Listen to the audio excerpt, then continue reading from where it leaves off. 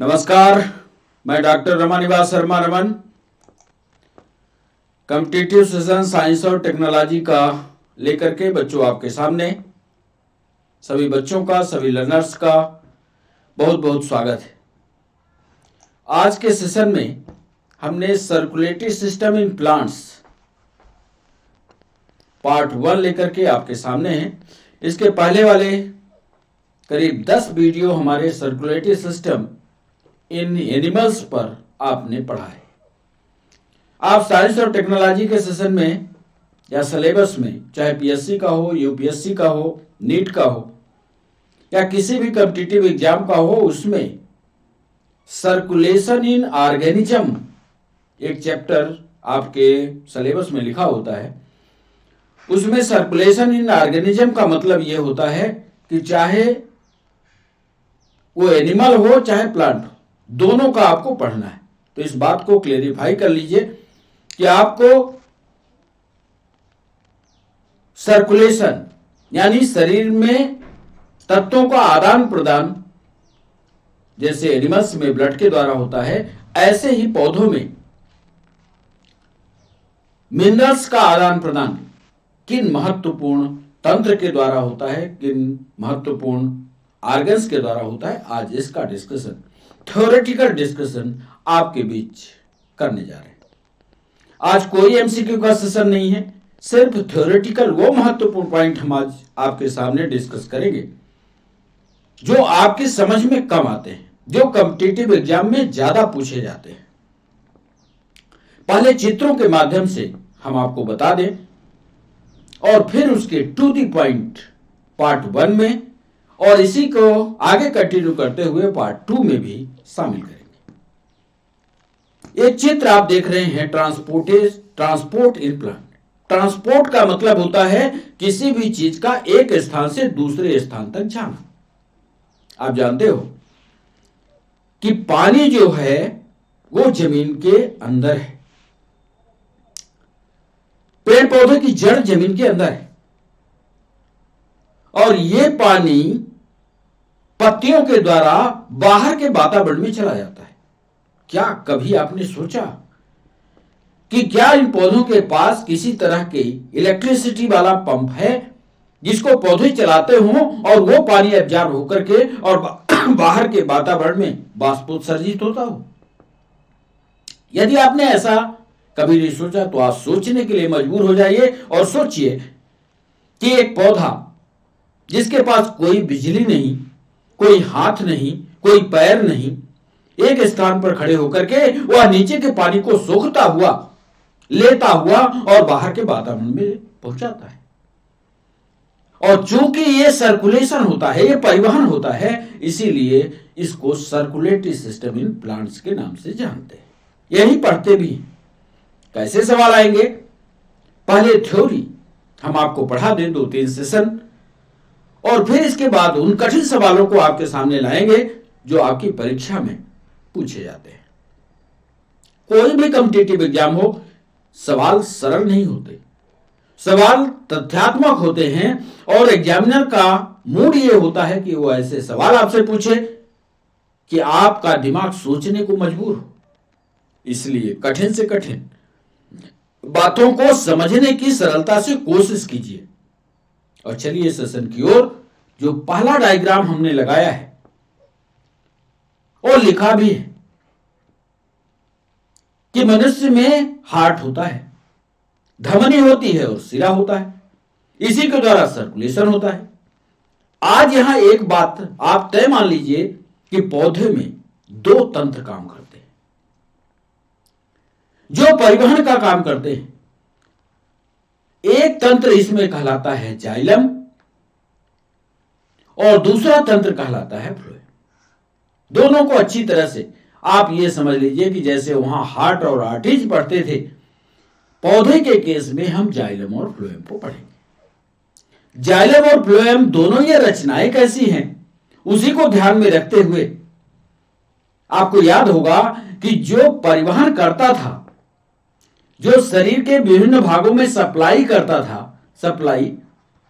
Supply का मतलब जो धमनी थी उसको हम लाल रंग से बनाते थे, याद आया? यहां भी आज हमने वही तरह का चित्र आपके लिए बनाया। जो लाल कलर में दिख रहा है, ध्यान से देखिए, जो लाल कलर में दिख रहा है वो सप्लाई दिखा रहा है। देख रहे हैं? देख लीजिए, ये सप्लाई का डायरेक्शन है। और जो नीले कलर में है वो सप्लाई के डायरेक्शन को नहीं दिखा रहा, वापसी का डायरेक्शन दिखा रहा है। ध्यान से देखिए,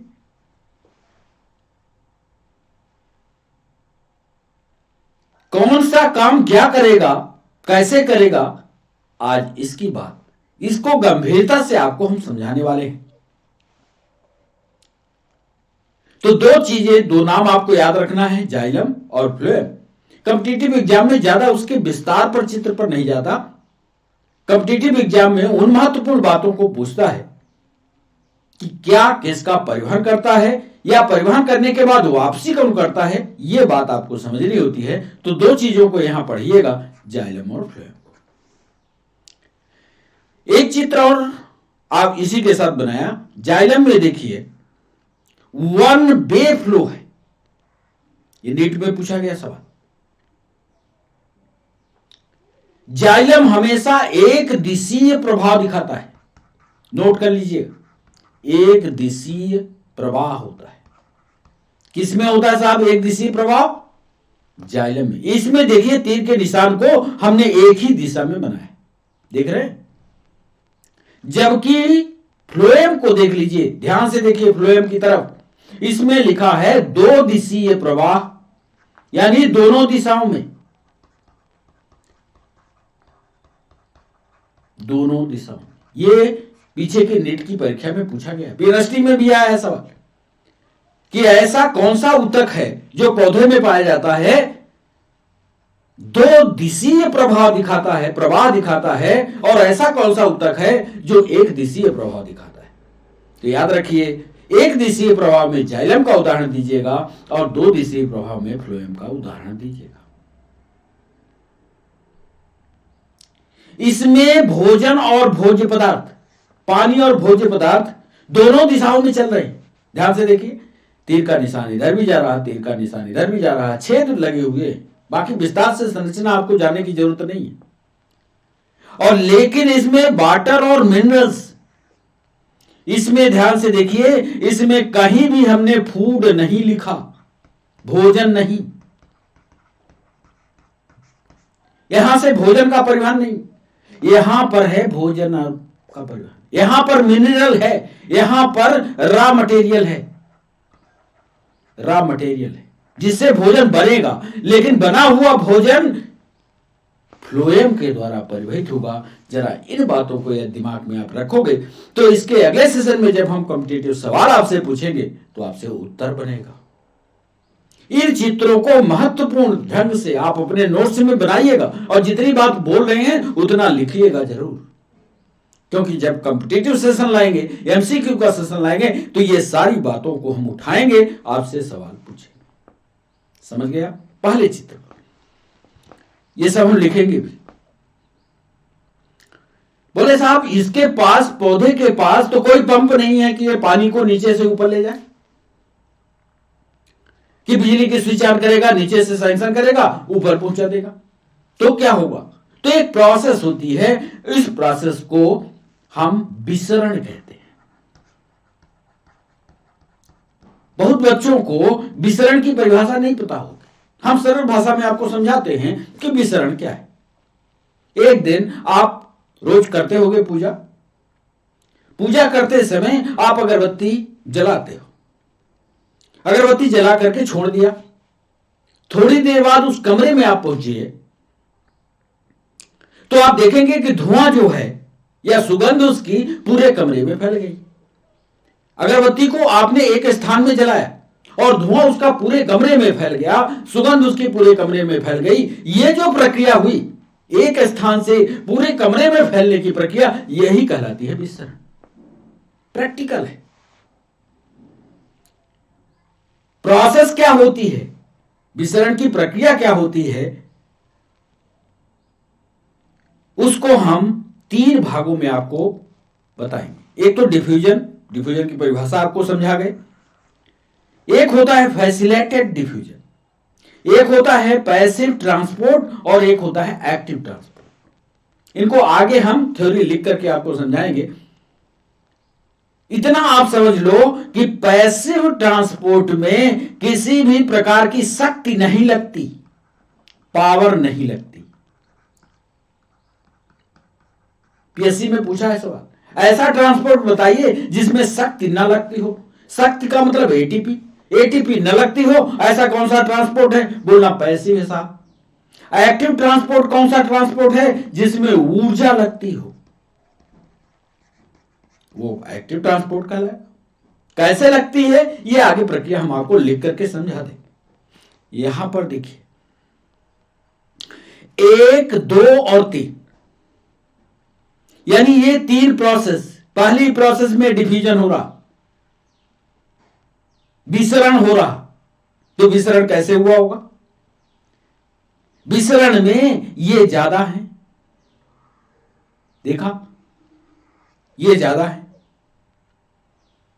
तो ज्यादा के कण कम की ओर चले गए, जहां सांद्रता उनकी कम थी, यानी अधिक सांद्रता से कम सांद्रता की ओर। चलो साहब, ये कण जो है चले आए। दूसरी प्रोसेस में करा फैसिलिटेटेड डिफ्यूजन, एक सुविधा दे दी जाए, एक पाइप लगा दी जाए और ये कण जो है यहां से प्रवाहित हो जाए, पाइप लगा करके सुविधा दी गई और ये कण इधर चले आए, ये फैसिलिटेटेड हुआ। और तीसरा क्या हुआ? पहली प्रोसेस, पहली और दूसरी को बिना किसी ऊर्जा के, बिना किसी ताकत से ये कण जो है अधिक सांद्रता से कम सांद्रता की ओर अपने आप चले जाए, बिना किसी मेहनत के अपनी ताकत पर चले जाए, तो उसको पैसिव ट्रांसपोर्ट कहते हैं। और एक्टिव ट्रांसपोर्ट कब कहते हैं?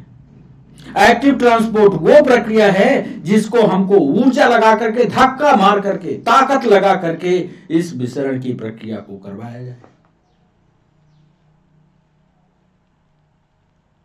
ये देखो यहां 3 ही बचे, ज्यादा से ज्यादा अणु नीचे चले गए। इसमें ताकत लगाया हमने, ताकत लगाकर ज्यादा से ज्यादा कणों को अंदर कर दिया। ये प्रक्रिया भी लिख करके जब हम आपको समझाएंगे, चित्र आप ध्यान में रखिएगा, प्रक्रिया को जब लिख करके समझाएंगे तो आपके समझ में आ जाएगा। एक प्रक्रिया और जिस पर सवाल कॉम्पिटिटिव एग्जाम में पूछा जाता है वो कहलाती है परासरण। ऑस्मोसिस क्या है?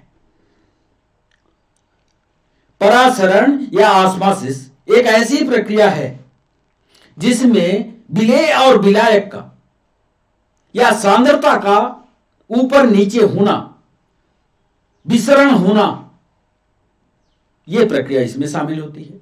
जरा देखिए, पहले एक सामान्य कोशिका को समझिए। यह है एक सामान्य कोशिका। इस सामान्य कोशिका में एक बार पानी अंदर गया, देख रहे हैं ये पानी का डायरेक्शन बनाया, और एक प्रक्रिया में ये पानी बाहर गया। Amount of water transported into the cell equal to the amount of water transported out from the cell. जितना पानी अंदर गया, यदि उतना पानी बाहर निकल गया, जितना गया उतना ही पानी माइनस के द्वारा बाहर चला गया, ऐसा विलयन जो है आइसोटोनिक सॉल्यूशन कहलाएगा। सम विलयन इसको कहते हैं। दूसरी प्रक्रिया में हाइपोटोनिक, और एक होता है हाइपरटोनिक।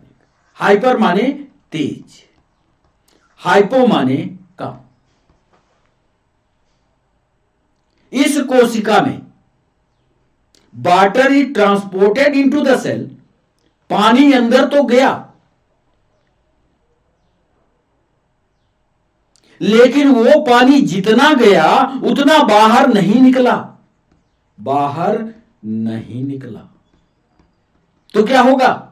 ये कोशिका अपेक्षाकृत इस कोशिका से ज्यादा मोटी हो जाएगी कि नहीं, फूल जाएगी कि नहीं, और ये जो सॉल्यूशन बनेगा ये हाइपोटोनिक सॉल्यूशन।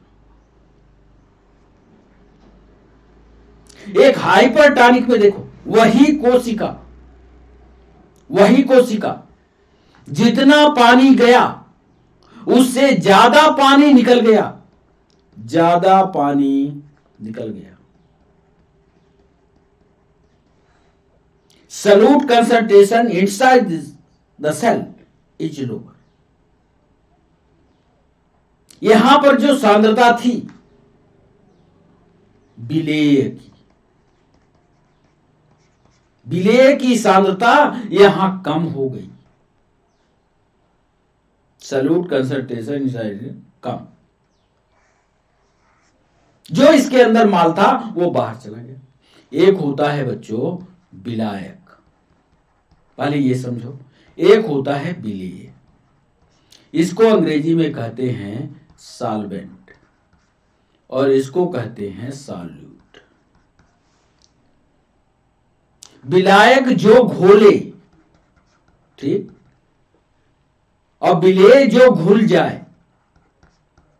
ये केमिस्ट्री की क्लास में कई बार हमने आपको समझाया। अब यहां से पानी जो है अच्छा विलायक है, ये भी नोट कर लेना, पानी अच्छा विलायक है। अब इस बात को ध्यान में रखते हुए कि पानी अच्छा विलायक है, यहां से ये बात को सिद्ध कर, पानी गया तो अंदर, विलायक गया अंदर, लेकिन जितना गया उससे ज्यादा निकल गया। तो जो घुलने वाली इसकी मात्रा थी, जिसने घुला था ये, वो उसकी मात्रा घटी, विलेय की मात्रा कम हो गई। यानी सांद्रता, सांद्रता पानी की घटी, ध्यान से सुनना, सांद्रता पानी की घटी, और ऐसा जो विलयन होता है वो हाइपरटोनिक सॉल्यूशन होता है। ऐसे बहुत सारे कॉम्पिटिटिव सवाल हम तैयार करेंगे और आपसे पूछेंगे, इसलिए इस चित्र को ध्यान रखिएगा। Amount of water transported into the cell equal to the amount of water transported out from the cell is called isotonic solution. Solute concentration inside the cell equal to the solution outside the cell. यदि विलेय की मात्रा और विलायक की मात्रा, जो घुला है और जो घोल रहा है, ये दोनों की मात्रा बराबर हुई तो ऐसा विलयन आइसोटोनिक। दूसरा, यदि विलेय की मात्रा, विलेय की मात्रा ज्यादा हुई और विलायक की मात्रा कम हुई तो ऐसा सॉल्यूशन हाइपोटोनिक होगा। और यदि विलेय की मात्रा कम हुई, विलायक की मात्रा ज्यादा हुई, तो ऐसा सॉल्यूशन हाइपरटोनिक सॉल्यूशन कहलाएगा। तीनों सॉल्यूशन पढ़ना, ना समझ में आएगा तो कमेंट सेक्शन में हमसे पूछो, हम उसको फिर से आपको समझाएंगे। अब चलिए वो महत्वपूर्ण बिंदु, आपको जो नोट्स बनाने हैं उनको लिखा करके एक एक पॉइंट आपको समझाते हैं। पहला पॉइंट,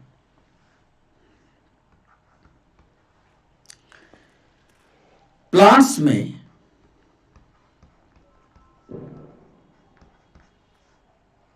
पदार्थों को एक स्थान से, पदार्थों को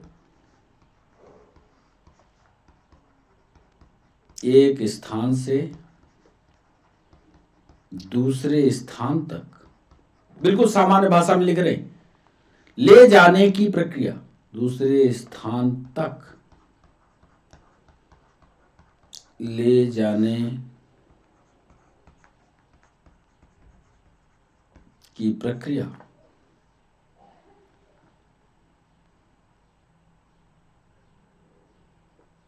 जंतुओं में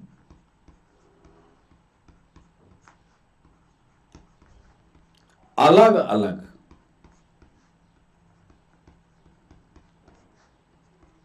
अलग अलग प्रकार से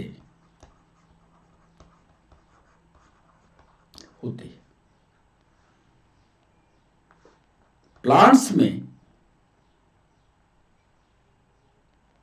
प्लांट्स में पदार्थों को एक स्थान से दूसरे स्थान तक ले जाने की प्रक्रिया जंतुओं की तुलना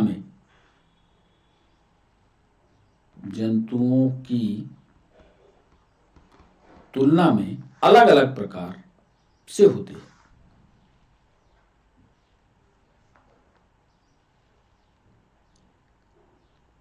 प्लांट्स में जिन मुख्य पदार्थों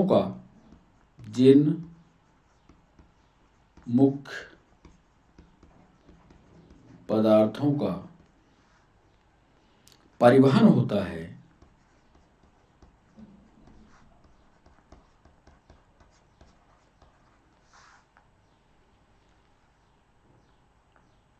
वो जल है, खनिज है तथा ऑर्गेनिक मटेरियल है। अब वहां तो खून जाएगा नहीं, वहां तो हीमोग्लोबिन होगा नहीं, तो होगा क्या? पानी का परिवहन होगा, मिनरल्स का होगा और कुछ कार्बनिक पदार्थों का परिवहन होगा। चलिए, एक पॉइंट होगा। दूसरे महत्वपूर्ण पॉइंट को, खनिजों की लंबी दूरी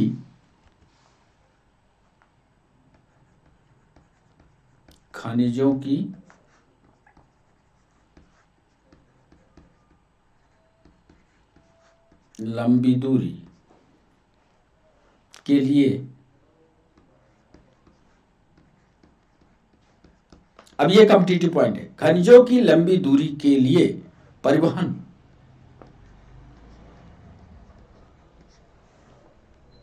वैस्कुलर बंडल या संवहनीय ऊतकों के द्वारा होता है। संवहनीय ऊतकों के द्वारा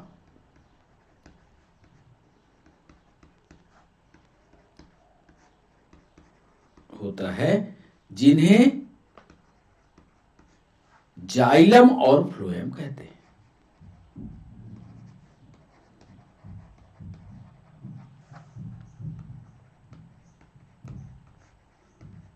ठीक है।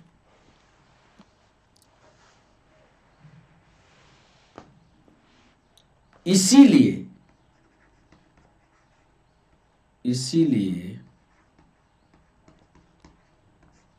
यह प्रक्रिया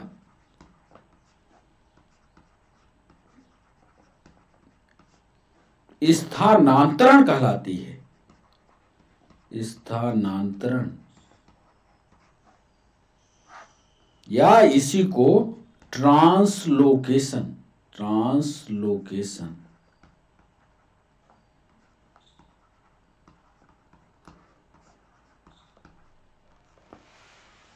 खनिजों की लंबी दूरी का परिवहन होता है।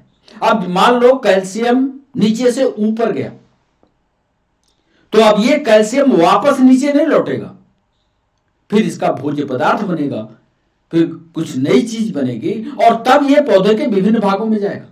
हम लोग क्या करते हैं, हमारे शरीर में ब्लड जो है वही ब्लड हमारे शरीर में चारों तरफ दौड़ता है।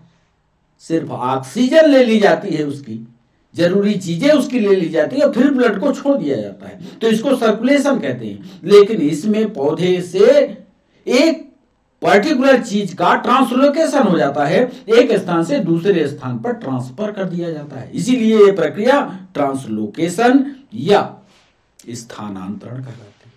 तो दो महत्वपूर्ण बिंदु। तीसरा महत्वपूर्ण बिंदु,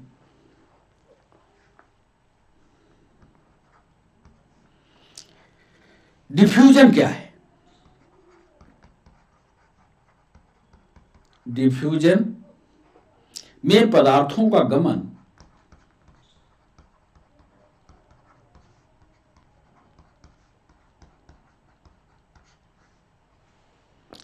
उच्च सांद्रता वाले क्षेत्र से, उच्च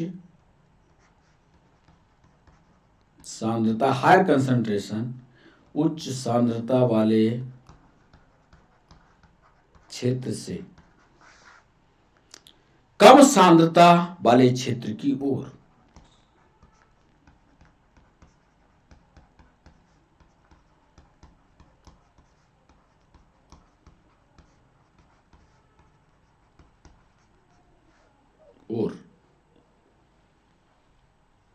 होता है। ध्यान रखिएगा, डिफ्यूजन में या विसरण में पदार्थों का जो गमन होता है, मटेरियल का जो आदान प्रदान होता है, वो उच्च सांद्रता से कम सांद्रता वाले क्षेत्र की ओर होता है। अगरबत्ती का उदाहरण दिया हमने, अगरबत्ती जलाया तो जहां पर अगरबत्ती जल रही थी अगरबत्ती की मात्रा ज्यादा थी, लेकिन कमरे के कोने कोने पर अगरबत्ती की मात्रा कम थी। तो डिफ्यूजन की प्रोसेस में क्या हुआ, पदार्थों का गमन तो हुआ लेकिन उच्च सांद्रता से कम सांद्रता की ओर हुआ। विसरण की जो ताकत है या विसरण की जो अवस्था है किन किन बातों पर निर्भर करती है। एक बार नीट में यह भी सवाल पूछा गया, यही लाइन लिख रहे हैं कि विसरण या डिफ्यूजन की सांद्रता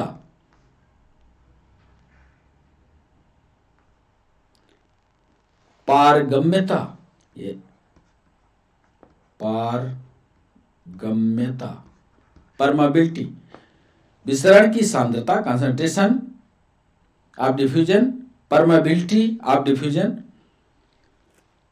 ताप तथा दाब से प्रभावित होते हैं।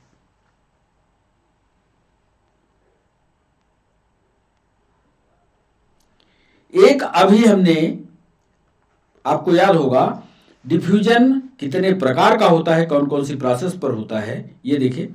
एक हमने लिखा है फैसिलेटेड डिफ्यूजन क्या है, सुविधा युक्त सुगम्य विसरण, इसको क्या कहते हैं, ये भी सवाल पीएससी ने पूछा था।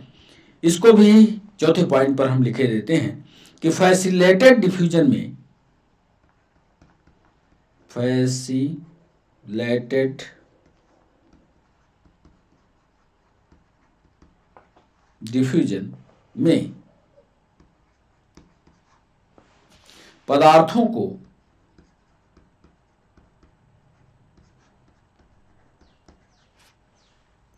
झिल्ली के आर पार करने में, झिल्ली के आर पार करने में विशिष्ट प्रोटीन, विशिष्ट प्रोटीन मदद करते हैं।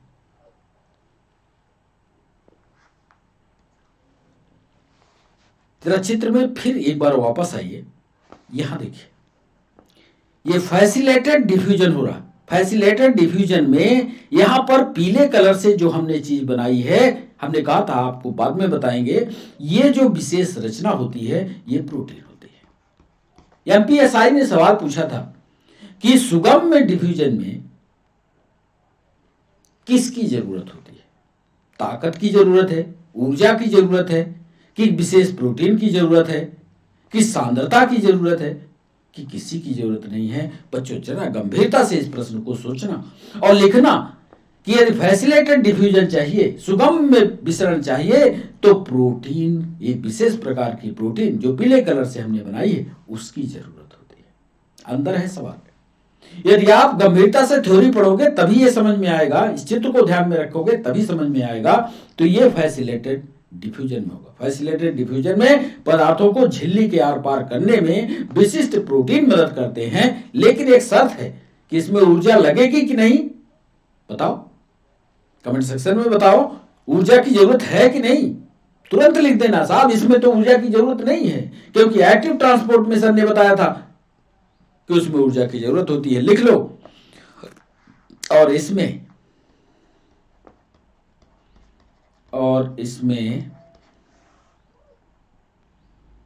एटीपी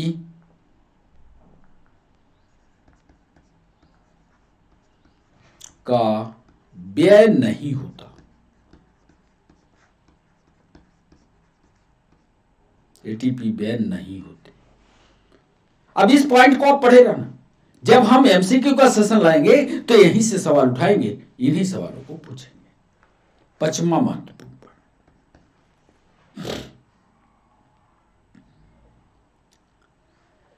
फैसिलेटेड डिफ्यूजन पर और जो सवाल पूछे गए, फैसिलेटेड डिफ्यूजन अति विशिष्ट होता है।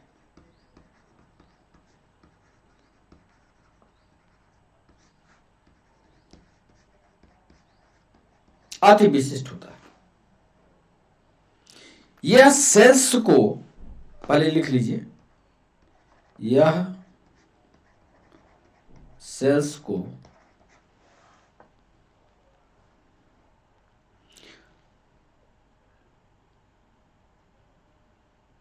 यह कोशिकाओं को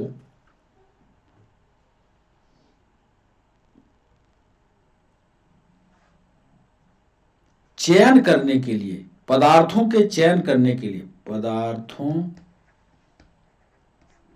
के चयन की अनुमति देता है। पदार्थों की चयन, कौन से पदार्थ आएंगे, इसके चयन की अनुमति देता है।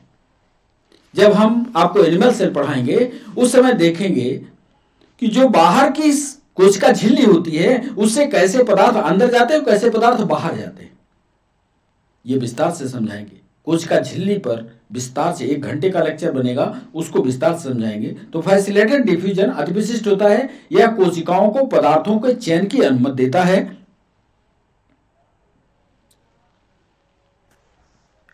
अब ये नीट में पूछा गया सवाल, यूपीएससी ने भी पूछा है। पोरीन नामक, पोरीन अंग्रेजी में लिख लेना, पोरीन,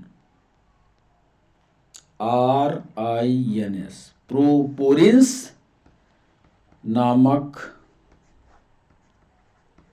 प्रोटीन, पोरीन नामक प्रोटीन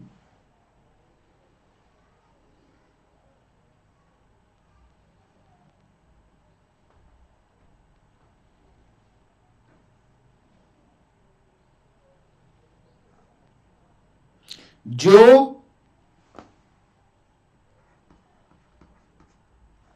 प्लास्टिड में, जो प्लास्टिड में, माइटोकॉन्ड्रिया में, माइटोकॉन्ड्रिया में तथा बैक्टीरिया में, तथा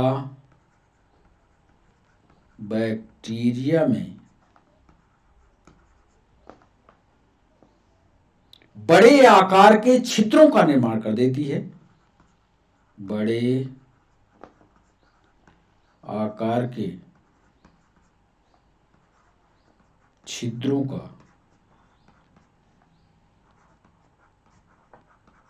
निर्माण कर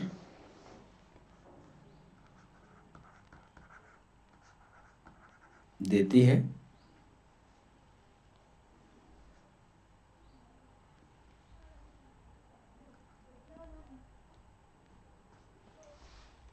जिससे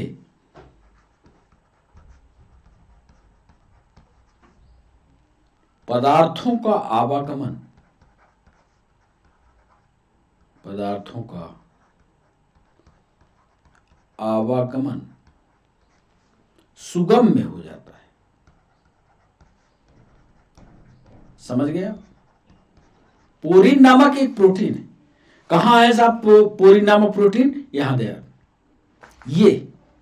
ये प्रोटीन का जो बंडल आपको दिख रहा है, ये प्रोटीन के बंडल का काम ये है कि जो पदार्थ यहां है बाहर, इस पदार्थ का पहले ये सेलेक्ट करे कि इस पदार्थ को अंदर जाना है कि नहीं जाना है। तो इसको सेलेक्ट करने के बाद फिर ये छेद का निर्माण कर देती है, ऐसे ऐसे छेद बना देती है, और इन्हीं छेद के माध्यम से ये जरूरी प्रोटीन जो बाहर है ये अंदर घुस करके अंदर चले जाते हैं। तो बेसिक ये सवाल है, हो सकता है आपकी किताबों पर ना लिखा हो। इसकी गंभीरता को देखते हुए आप नोट्स जब बनाइए तो इन बिंदुओं को जरूर लिखिएगा कि पोरीन नामक प्रोटीन पोर्स बनाने का काम करती है, भोजन को सेलेक्ट कर लेती है, जिन पदार्थों को अंदर जाना होता है फिर उनको अंदर भेजती है।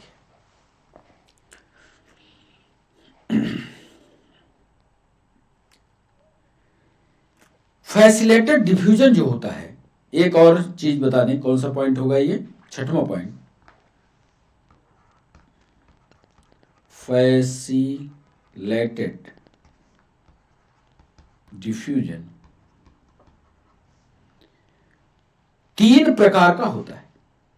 यूपीएससी में एक बार मेंस पर लिखवाया है, 15-20 नंबर का ये सवाल था। फैसिलेटेड डिफ्यूजन 200 शब्दों में लिखिए। फैसिलेटेड डिफ्यूजन, डिफ्यूजन तो सभी पढ़ के गए थे, लेकिन फैसिलेटेड डिफ्यूजन कोई नहीं पढ़ के गया था। तो फैसिलेटेड डिफ्यूजन को आज आप समझ लीजिए कि ये सुगम्य विसरण क्या होता है। फैसिलेटेड डिफ्यूजन 3 प्रकार का होता है, 3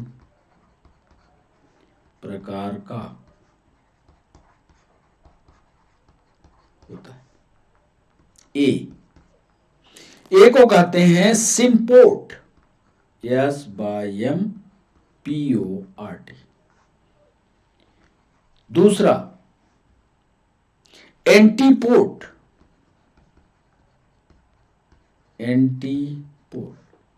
और सी एक तीसरा है यूनिपोर्ट।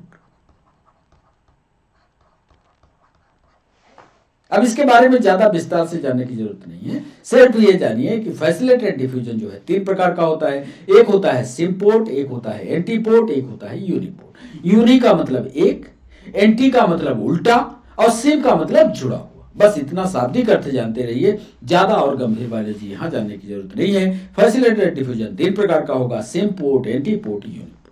चलिए 7वां पॉइंट। अब यहां पर फैसिलेटेड डिफ्यूजन करवाने के बाद एक शब्द हमने पैसिव ट्रांसपोर्ट बताया। पैसिव ट्रांसपोर्ट में सीधा सीधा पाइपलाइन बन गई और ऊपर से नीचे चला गया, कोई मेहनत की जरूरत नहीं, कोई सिलेक्शन नहीं। लेकिन सबसे जरूरी है एक्टिव ट्रांसपोर्ट, जिसमें ऊर्जा की जरूरत होती है। इस पर विस्तार से आपको समझा दें। 7वें पॉइंट में लिखिएगा एक्टिव ट्रांसपोर्ट, एक्टिव ट्रांसपोर्ट सांद्रता के विरुद्ध, सांद्रता के विरुद्ध अणुओं को पंप करने में, सांद्रता के विरुद्ध, ध्यान सुन रहे, सांद्रता के विरुद्ध मतलब जो चीज ज्यादा है वो तो पक्का है कि ज्यादा से कम की ओर बहेगी, लेकिन यहां एक्टिव ट्रांसपोर्ट में क्या कर रहा है, जिधर ज्यादा है उधर और ठोक रहा है। तो एक्टिव ट्रांसपोर्ट सांद्रता के विरुद्ध अणुओं को पंप करने में, अणुओं को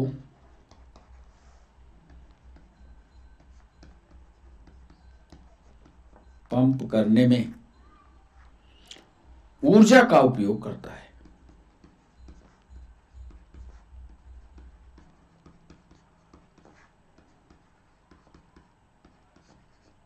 ऊर्जा का उपयोग करता है। सक्रिय परिवहन या एक्टिव ट्रांसपोर्ट,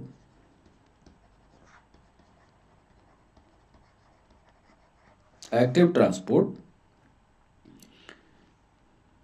झिल्ली को प्रोटीन द्वारा, झिल्ली को प्रोटीन द्वारा ऊर्जा का प्रयोग करती है।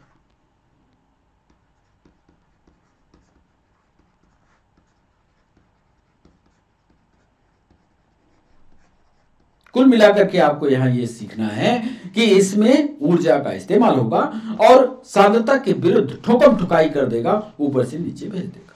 8वें पॉइंट पर आइए, और 8वें पॉइंट पर ना आए इसके पहले इसका उदाहरण समझ लें। आपने देखा होगा टेरेस्ट्रियल प्लांट, टेरेस्ट्रियल प्लांट या रेगिस्तान, टेरेस्ट्रियल प्लांट जो रेगिस्तान में होते हैं, प्रतिदिन भारी मात्रा में, प्रतिदिन, उदाहरण इसलिए लिख रहे हैं कि थोड़ी आपको समझ, प्रतिदिन भारी मात्रा में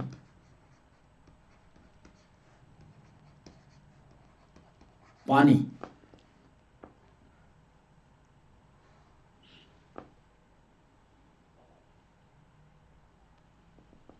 टेरेस्ट्रियल प्लांट जो होते हैं प्रतिदिन भारी मात्रा में पानी ग्रहण करते हैं,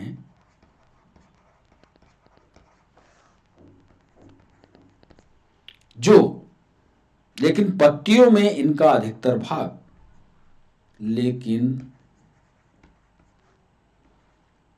पत्तियों में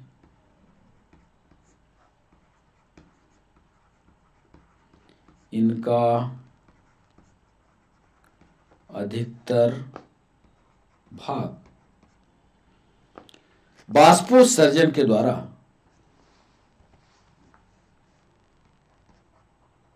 ट्रांसपोर्टेशन या बाष्पोत्सर्जन के द्वारा वातावरण में चला जाता है। सक्रिय परिवहन कब हुआ? जितना ही ये पानी की तलाश करेंगे, टेरेस्ट्रियल प्लांट जो होते हैं, रेगिस्तानी मरुस्थली जो होते हैं, उनके पास पानी की स्कैर्सिटी है, कम है, तो क्या करते हैं, ये बड़ी मेहनत करते हैं पानी को पकड़ने की, बहुत ज्यादा मात्रा में पानी पकड़ने की कोशिश करते हैं। लेकिन होता यह है कि सक्रिय परिवहन में, पानी की तलाश में, पानी खींचने के चक्कर में ज्यादा से ज्यादा इसकी पत्ती जो है बाष्पोत्सर्जन के द्वारा पानी उड़ा देती है। तो ये जो ट्रांसपोर्ट हुआ, ज्यादा पानी खींचा और पानी उड़ा दिया गया, इसमें ऊर्जा लगती है, और ये ऊर्जा का इस तरह से लगना जो है एक्टिव ट्रांसपोर्ट के हिस्से में आता है। अब एक पॉइंट ऑस्मोसिस का समझा दें आपको।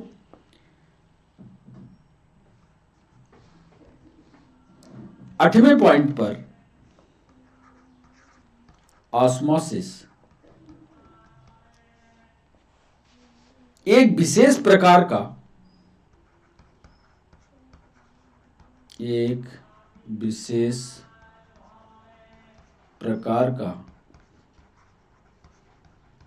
विसरण है। डिफ्यूजन ये भी है, एक विशेष प्रकार का विसरण है जिसमें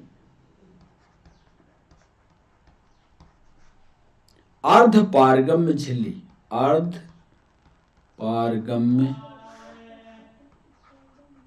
झिल्ली यानी सेमी परमिएबल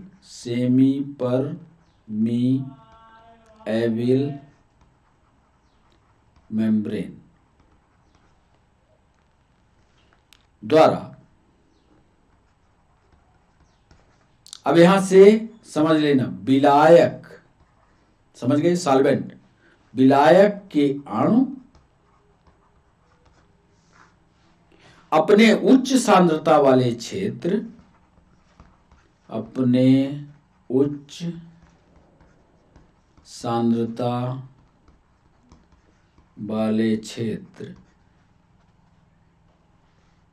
से निम्न सांद्रता वाले क्षेत्र की ओर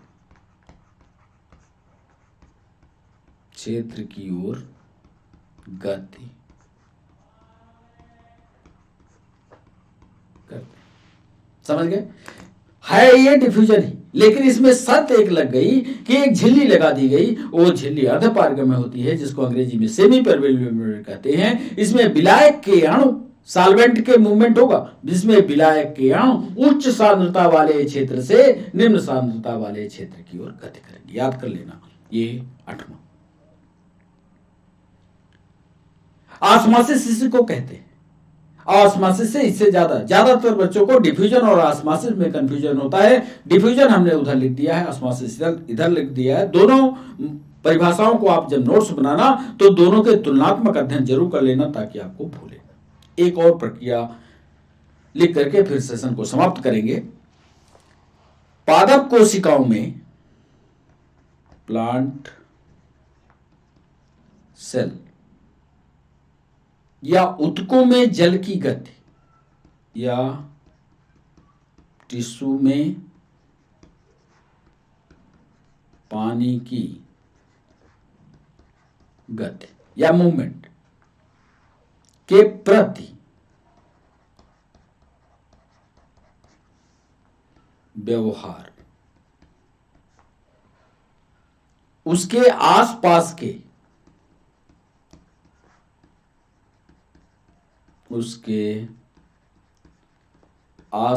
के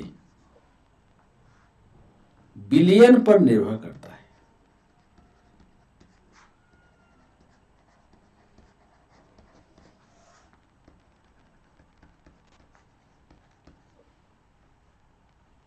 जब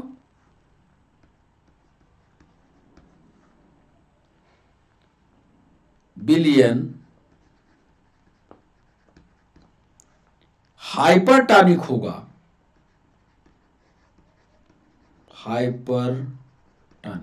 हाइपर का मतलब तेज, हाइपरटॉनिक होगा, तब पानी एक्स ऑस्मोसिस करेगा, एक्स ऑस्मोसिस द्वारा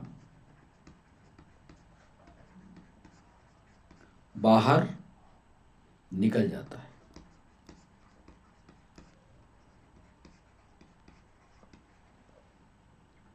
तथा कोशिका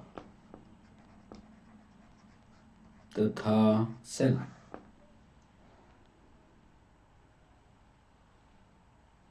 जीव द्रव्य कुंचित या प्लाज्मोलाइज्ड हो जाती है, प्लाज्मोलाइज्ड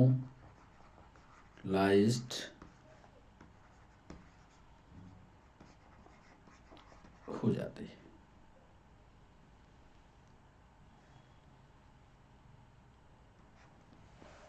प्लांट सेल या टिश्यू में पानी की गति के प्रति व्यवहार उसके आसपास के बिलियन पर निर्भर करता है। जब बिलियन हाइपरटॉनिक होगा तब पानी एक्स ऑस्मोसिस के द्वारा बाहर निकल जाएगा और कोशिका जो है उससे खुल जाएगी। बड़ी सारी प्रक्रियाओं को हम अगले सेशन में जरूर देखेंगे। अभी इनहिबिशन पढ़ाना है, अंतःचूषण पढ़ाना है। यहां पर ये कह रहे हैं कि मान लीजिए कोई एक ऐसी कोशिका है जिसको नमक के घोल में रख दिया गया, तो नमक के घोल में जब रखा जाएगा तो उसमें पानी की सांद्रता कम होगी और कोशिका में पानी की सांद्रता कम ज्यादा है, तो क्या होगा कि उस कोशिका का पानी नमक के घोल में चला जाएगा और कोशिका जो है सिकुड़ जाएगी। यह प्रक्रिया कहलाती है प्लाज्मोलाइसिस की। इसको विस्तार से हम अगले सेशन में देखेंगे। अगले सेशन में इसका पार्ट 2 थ्योरेटिकल डिस्कशन करेंगे। आज जो हमने डिस्कस किया वो 9 पॉइंट थे। 9 पॉइंट को एक बार फिर से पढ़ करके हम आपको सुना देते हैं कि प्लांट्स में पदार्थों को एक स्थान से दूसरे स्थान तक ले जाने की प्रक्रिया जंतुओं की तुलना में अलग अलग प्रकार से होती है। प्लांट्स जिन मुख्य पदार्थों का परिवहन होता है वो जल, खनिज तथा ऑर्गेनिक मटेरियल होते हैं। खनिजों की लंबी दूरी के लिए परिवहन संबंधी ऊतकों के द्वारा होता है जिन्हें क्रमशः जाइलम और फ्लोएम कहते हैं। इसीलिए यह प्रक्रिया ट्रांसलोकेशन कहलाती है। डिफ्यूजन में पदार्थों का गमन उच्च सांद्रता वाले क्षेत्र से कम सांद्रता वाले क्षेत्र की ओर होता है। विसरण की सांद्रता, पारगम्यता, ताप तथा दाब से प्रभावित होती है। फैसिलिटेड डिफ्यूजन या सुगम्य विसरण में पदार्थों को झिल्ली के आर पार करने में विशिष्ट प्रोटीन मदद करता है और इसमें एटीपी व्यय नहीं होते। फैसिलिटेड डिफ्यूजन अति विशिष्ट होता है। इसमें एक प्रकार की प्रोटीन बनती है, एक प्रोटीन मदद करती है जिसको पोरिन प्रोटीन कहते हैं। यह पोरिन प्रोटीन प्लास्टिड में, माइटोकॉन्ड्रिया में तथा बैक्टीरिया में बड़े बड़े छेद का निर्माण कर देती है और जिस छेद के द्वारा सेलेक्टिव भोज्य पदार्थ जो है अंदर की ओर चला जाता है। फैसिलिटेड डिफ्यूजन मुख्य रूप से 3 प्रकार का होता है जिसे क्रमशः सिम्पोर्ट, एंटीपोर्ट, यूनिपोर्ट कहते हैं। एक्टिव ट्रांसपोर्ट सांद्रता के विरुद्ध अणुओं को बंप करने में ऊर्जा का उपयोग करता है। एक्टिव ट्रांसपोर्ट झिल्ली को प्रोटीन द्वारा ऊर्जा का प्रयोग करती है।